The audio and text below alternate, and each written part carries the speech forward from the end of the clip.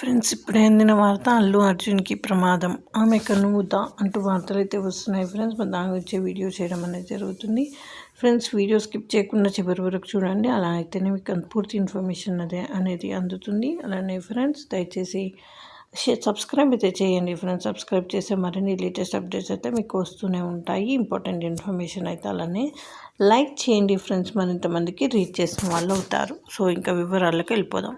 అయితే ఫ్రెండ్స్, తెలుగు రాష్ట్రాల్లోనే కాకుండా దేశవ్యాప్తంగా పుష్ప 2 సినిమా కొనసాగుతుంది. ఐకాన్ స్టార్ అల్లు అర్జున్ నటించిన పుష్ప 2 విడుదల గురువారమే అయినప్పటికీ తెలంగాణ సహా చాలా ప్రాంతాల్లో బుధవారం రాత్రి నుంచి బెనిఫిట్ షోలు వేస్తున్నారు. దీంతో పెద్ద ఎత్తున అభిమానులు సినిమా చూసేందుకు తరలి వెళ్లారు. థియేటర్ల వద్ద భారీ ఫ్లెక్సీలు, బ్యానర్లు కట్టడంతో పాటు టపాసులు పేల్చి సంబరాలు చేస్తున్నారు. అయితే ఈ సంబరాల్లో విషాదం చోటు చేసుకుంది.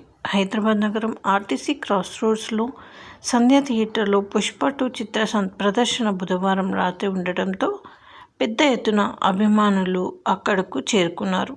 మరోవైపు అభిమాన నటుడు నాగార్జున అల్లు అర్జున్ వస్తున్నారని తెలిసి భారీ సంఖ్యలో అభిమానులు థియేటర్ వద్దకు చేరుకున్నారు.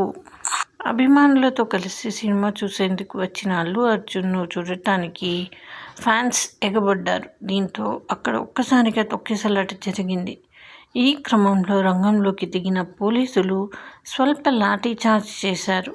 ఈ క్రమంలో జరిగిన తోపులాటలో ఓ మహిళ, ఓ బాలుడు అపస్మారక స్థితిలోకి వెళ్ళిపోయారు.